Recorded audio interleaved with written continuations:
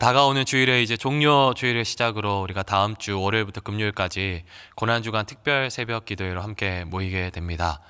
보배를 담은 질그릇이란 주제로 담임 목사님께서 말씀 인도하실 텐데, 우리 모든 성도님들 또 고난주간 가운데 하나님 깊이 만나주실 때 하나님 앞에 모든 기도의 제목 쏟으면서 주님 앞에 나아가시는 은혜 누리시기를 주님의 이름으로 축복합니다. 마가복음은 예수님의 사역을 따라서 예수님의 사역, 그리고 그 예수님의 지리적인 이동을 따라서 세 부분으로 나눌 수가 있어요. 갈릴리에서의 사역, 그리고 갈릴리에서 예루살렘으로 올라오시면서의 사역, 그리고 예루살렘에서의 사역입니다. 오늘 본문은 예루살렘에서의 사역 가운데 일어났던 본문이에요. 예수님께서 예루살렘에 입성하시고, 그리고 성전을 깨끗게 하시고, 또 오늘 본문과 같은 일을 겪으시고, 또 예수님께서 제자들에게 만찬을 베푸시고, 그리고 예수님께서 제자에게 배신당하고 잡히시고 순환을 당하시고 십자가에서 대속하시고 또 부활하시기까지 일주일의 예루살렘에서의 시간이 이 마가복음의 세 번째 부분에 해당됩니다.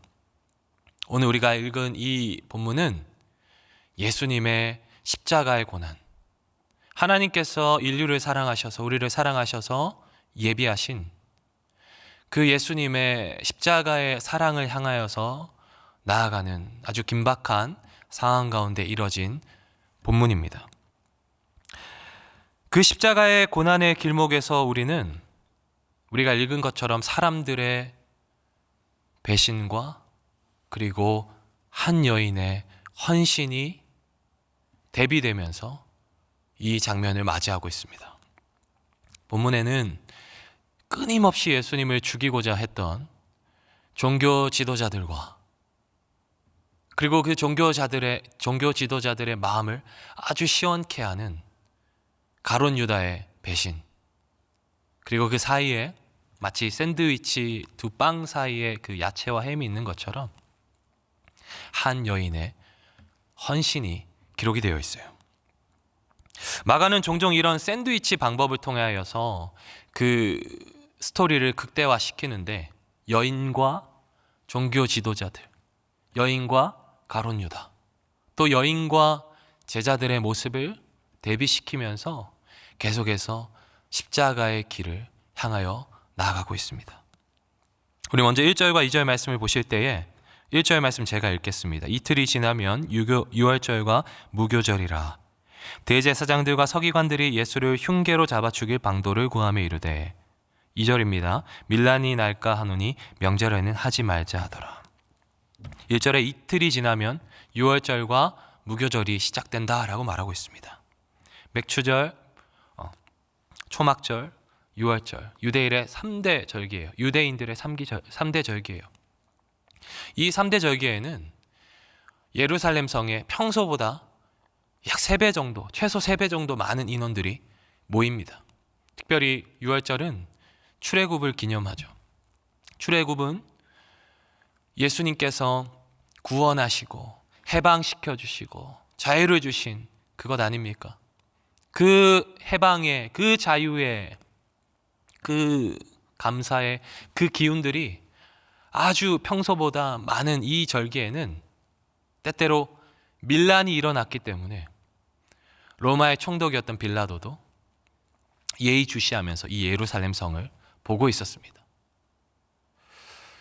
기득권자들이었던 이 종교 지도자들은 백성들의 눈치를 보면서, 또 그리고 빌라도와 로마 제국의 눈치를 보면서 어떻게 하면 이 예수를 잡아서 죽일까 계속해서 고민하지만 뚜렷한 방도가 나오지 않고 있어요.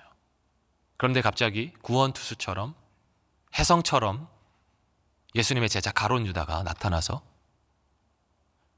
그 오랜 고민을 한 번에 해결시키는 거예요. 이 살인과 배신의 이야기가 샌드위치의 빵처럼 구조를 잡고 있고, 이 안에는 한 여인의 이야기가 들어있습니다.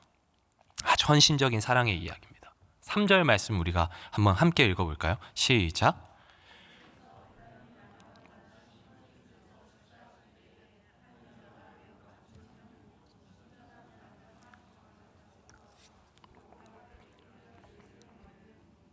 네, 살인과 배신의 이 이야기 가운데 예수님은 베다니라는 작은 마을에서 식사를 하고 계셨습니다.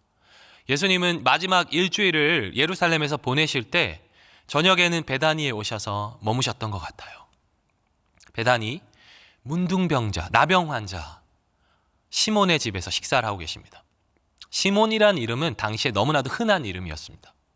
근데 나병 환자의 집에서 식사를 하신다라는 것은 나병 환자는 부정합니다. 그러니까 부정한 사람은 누군가를 초대해서 함께 식사를 할 수 없어요. 이 말은 무슨 말입니까?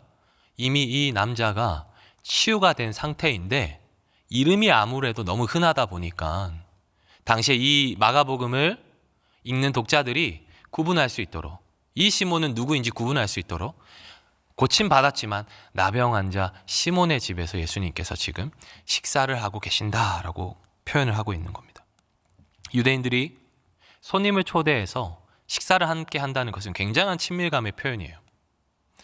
구약을 보시면 다윗 왕이 자기가 사랑했던 친구 요나단의 아들 무비보셋, 로암미 목초가 없다, 풀이 없다라는 황폐한 곳에서 살아가던 자신의 친구의, 사랑한 친구의 아들을 왕의 식탁으로 초대합니다. 그리고 평생 그 식탁에서 함께합니다. 그런데 그 무비보셋은 사실 블레셋 군대를 도망치면서 다리가 다쳤던 사람이에요. 다리가 다쳤던 사람은 왕궁에 들어갈 수가 없습니다. 그런데 다윗은 자기가 사랑하는 친구, 아들을 왕궁으로 은혜로 초대합니다. 성경은 그것을 헤세드라고 표현을 해요. 함께 식사를 한다는 것은 구원의 자리에 함께 있다, 은혜를 누린다, 굉장히 친밀하다라는 것을 표현하는 것입니다. 그런데 이렇게 친밀한 식사의 자리에 예수님께서 식사를 하고 계신데 한 여인이 갑자기 등장하는 거예요. 초대받지 않은 여인이 등장해서 향유를 예수님의 머리에 부었습니다. 여러분 이 노래 아실 거예요. 내게 있는 향유 옥합 주께 가져와. 이 찬양이 굉장히 은혜롭지 않습니까?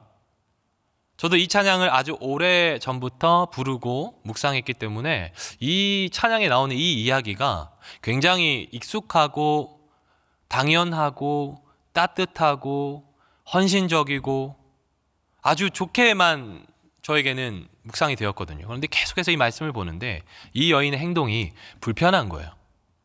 왜 그렇습니까? 먼저 초대받지 않은 사람입니다. 지금 우리가 살아가는 이 시대도, 그리고 당시 시대에도 초대받지 않은 사람이 아까 그 식탁의 자리에 그 무게가 있잖아요. 굉장히 친밀하고 은혜가 있는 자리입니다. 그런데 초대받지 않은 사람이 식탁의 자리에 나왔습니다. 지금도 어떻습니까, 여러분? 여러분이 가장 사랑하고 존경하는 분을 어렵게 초대해서 식사를 하는데 갑자기 생판 남인 사람이 그 식사 자리에 불쑥 들어와서 평소에 팬이었습니다 하면서 그와 나의 그 친밀하고 따뜻한 교제를 막는다라고 생각해 보십시오. 굉장히 마음이 좋습니까? 내가 사랑하는 이분 굉장히 모든 사람에게 사랑받는구나 하면서 더 많이 시간을 누리세요 이렇게 하시겠습니까? 그렇지 않죠. 굉장히 마음이 불편해지죠. 이 시간 나의 시간인데, 이분과 내가 교제하는 시간인데. 그 두 번째 불편한 것은 무엇이냐면 당시에 남성들이 식사하는 자리에 여성이 함께 하지 않았다라는 거예요. 제가 예전에 명절에, 어렸을 때 명절에 친척들이 함께 모이면 남자들과 여자들이 따로 식사를 했던 기억이 있거든요. 근데 당시 유대 사회는 그런 것들이 더 엄격했다라는 거예요. 그런데 지금 이 여인이 갑자기 불쑥 나타나서 이렇게 하고 있다라는 것입니다. 그런데 이 여인이 이런 사회적인 기본적인 통념을 깨고 어떤 행동을 하고 있습니까? 순전한 나드라고 소개되어 있는 그 향유를 예수님의 머리에 붓죠. 순전하다라는 것은 순도가 높다, 퓨어, 굉장히 그 신실하다, 순도가 높다, 순도 100%에 가까운 그러한 좋은, 나드는 뭐냐면 인도에서만 나는 그 풀입니다. 그 풀로 만든 아주 향기로운 기름이에요. 팔레스타인 지역에서 나지 않기 때문에 모두 수입을 하는 것입니다. 순전한 나드가 얼마나 가치 있는 것이었냐면 우리 함께 5절 말씀을 보시겠습니다. 5절 말씀을 보시면 이 향료는 300데나리온 이상에 팔아서 가난한 자들에게 줄 수 있을 만큼 비싼 것입니다. 한 데나리온이 당시에 노동자들의 하루의 일당으로 봅니다. 300데나리온은 얼마만큼입니까? 1년을 일한 것을 다 모아야지 살 수 있는 아주 값어치 있는 향료라는 거예요. 이 향료 나드는 보통 값비싸니까 좀 경제적 여력이 있는 사람들이 사용했겠죠. 여인들이 머리카락을 이렇게 관리한다거나 또는 피부를 관리한다거나 아니면 그 장례를 지낼 때 발랐던 기름입니다. 이 여인이 갑자기 이 값비싼 향료를 예수님 머리에 부었습니다. 온 방 안에는 향기로운 냄새가 진동하기 시작하겠죠. 그런데 그와는 반대로 방 안의 공기는 점점 차가워지고 마침내 그 자리에 있던 사람들이 침묵을 깨고 마음에 들끓는 소리들을 하기 시작해요. 마태복음 26장 8절에 보면 그 자리에 있던 사람들이 누구인지 소개하고 있습니다. 제가 읽겠습니다. 제자들이 보고 분개하여 이르되 무슨 의도로 이것을 허비하느냐. 여러분, 이 사람들은 제자들입니다. 화를 내고 책망하는 사람들은 예수님을 죽이고자 하고 반대했던 종교 지도자들이 아니라 예수님을 따르던 제자들이었습니다. 무엇을 화를 내고 책망하고 있습니까? 질서를 어기고 여인이 식사 자리에 온 것에 대해서 책망합니까? 아니죠. 그것도 물론 굉장히 충격적인 일이지만 이미 제자들은 3년간 예수님과 함께 지내면서 별의별 일들을 많이 겪어서 이 정도 일들은 이제 아무것도 아닌 것 같아요. 그런데 무엇에 화를 내고 있습니까? 더 중요한 가치가 있는 거예요. 이렇게 귀한 순전한 나들을 가난한 사람들에게 팔아서 줬다면 좋았을 텐데. 여러분, 가난한 자들에게 팔아줄 수 있었다라는 이 제자들의 말이 여러분 들으시기에는 트집처럼 들리시나요? 아니면은 정당한 가르침을 하고 있는 것으로 여러분 느껴지시나요? 저는 그동안 이 말씀을 아까 찬양을 부르기도 했지만 말씀을 읽고 듣고 찬양을 부를 때 예수님께 값비싼 이 좋은 것을 드린 것이 뭐가 그렇게 아깝길래 이렇게 이 여인을 그렇게 책망하는 거지라고 생각을 해왔어요. 왜냐하면 이 이야기의 결말을 제가 알기 때문입니다. 이 여인이 칭찬을 받거든요. 그렇기 때문에 저는 왜 사람들이 이렇게 반응할까라고 생각을 해왔습니다. 그런데 여러분, 구제, 제자들이 말하는 구제라는 것은 사실은 유대인들에게 내가 얼마나 경건한지를 보여주는 표지와 같고 예수님도 날마다 이웃을 사랑할 것, 가난한 자들에 대한 관심을 지속적으로 보여주셨습니다. 그러니까 유대인 출신 이 제자들의 입장에서는 이 구제에 대해서 이렇게 이야기하는 것이 이상할 것이 없다라는 거예요. 이들은 예수님의 가르침을 그대로 말하고 있는 것입니다. 유대인의 전통대로 잘 이야기를 하고 있는 것입니다. 특별히 시간적인 배경이 언제라고 했죠? 1절 말씀에 유월절과 무교절을 이틀을 앞두고 있는 때입니다. 유월절 저녁에는 특별히 가난한 자들에게 구제금을 전달하는 그러한 일들이 빈번했습니다. 그러니까 제자들의 이러한 이야기는 굉장히 합리적이고 설득력이 있는 이야기입니다. 자기 돈도 아니면서 뭔가 오버를 하는 것 같지만 틀린 말은 아니라는 거예요. 여러분, 이 상황에 대해서 예수님이 뭐라고 말씀하셨습니까? 우리 함께 6절 말씀 함께 읽겠습니다. 시작.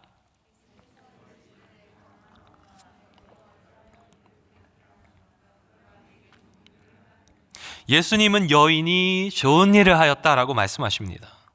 아무도 칭찬하지 않는 여인의 행위를 아름다운 행위, 원어를 보면 아름다운 행위다, 좋은 일이다, 선한 일이다 라고 말씀하십니다. 그리고 우리 7절 말씀 보여주시겠습니까? 7절 말씀, 제가 읽겠습니다. 가난한 자들은 항상 너희와 함께 있으니 아무 때라도 원하는 대로 도울 수 있거니와 나는 너희와 항상 함께 있지 아니하니라. 제자들이 말한 이 가난한 자들을 돕는 행위에 대해서는 이렇게 말씀하시는 거예요. 가난한 자들은 언제라도 도울 수 있어요. 그러니까 너희가 언제라도 도와라. 그런데 나는 너희와 항상 함께 있지 않아 라고 말씀하십니다. 이게 무슨 말입니까? 이 말들을 종합해 보면 이 여인의 행동은 지금 예수님이 함께 계실 때만 할 수 있는 특별한 행동이라는 거예요. 예수님의 평소 가르침처럼 가난한 자들을 구제하고 병든 자를 구제하는 것은 굉장히 중요한 일입니다. 그렇지만 예수님께서 이 땅에 오신 궁극적인 목적, 하나님의 선교를 이루고자 하시는 그 하나님의 선교를 이루어가는 길 가운데 예수님께서 제자들에게 말씀하신 것처럼 십자가의 길을 걸어가셔야 하기 때문에 그 지금 십자가의 길이 눈앞에 있는 거예요. 임박한 것입니다. 언제라도 우리는 예수님의 말씀처럼 이웃을 사랑하고 이웃에게 무엇인가를 헌신해야 하지만 예수님은 이제 함께 있을 시간이 얼마 남지 않았습니다.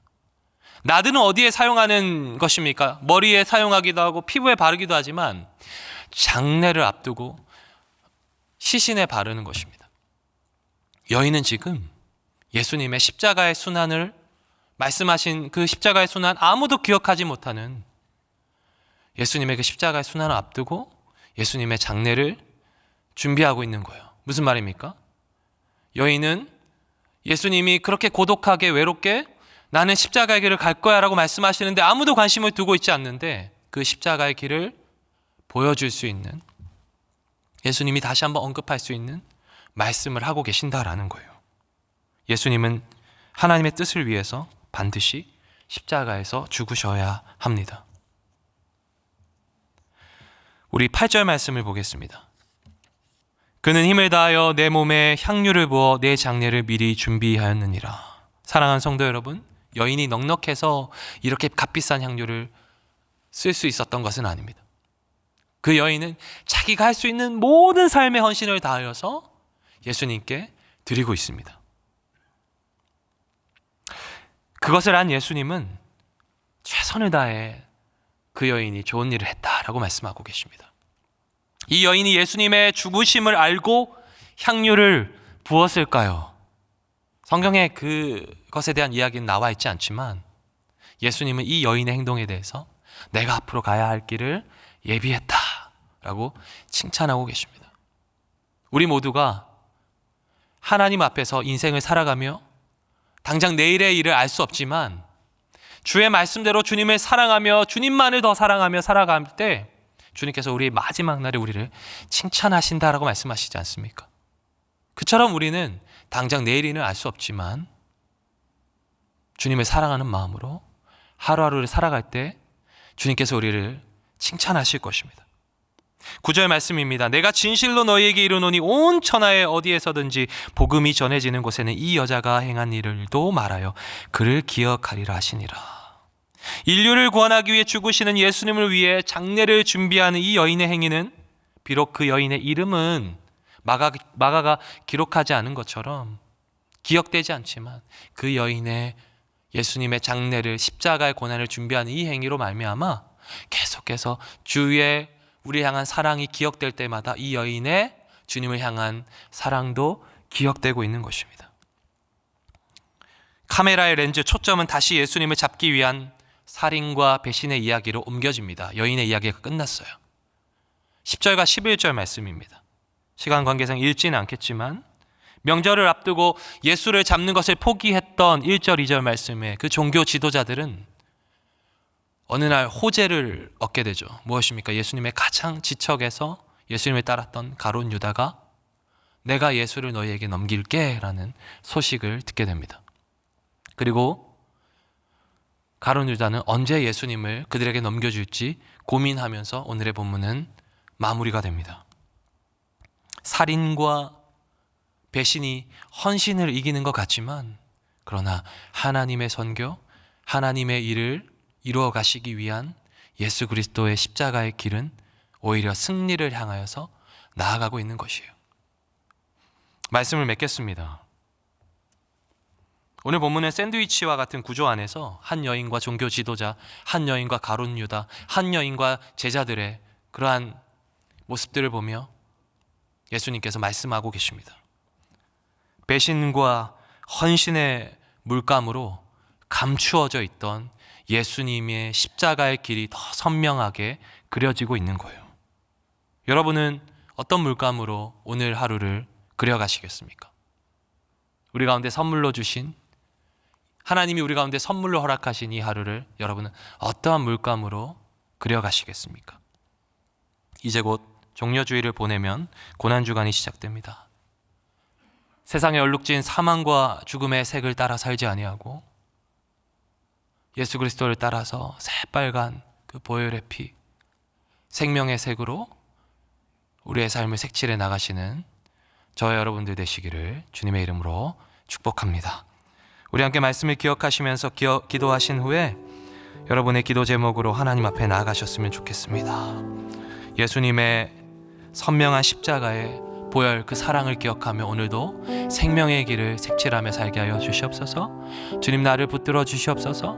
성령님, 주님의 능력으로 말미암아 이 삶을 살게 하여 주시옵소서. 다 함께 기도하시겠습니다. 하나님 감사합니다. 우리 가운데 허락하신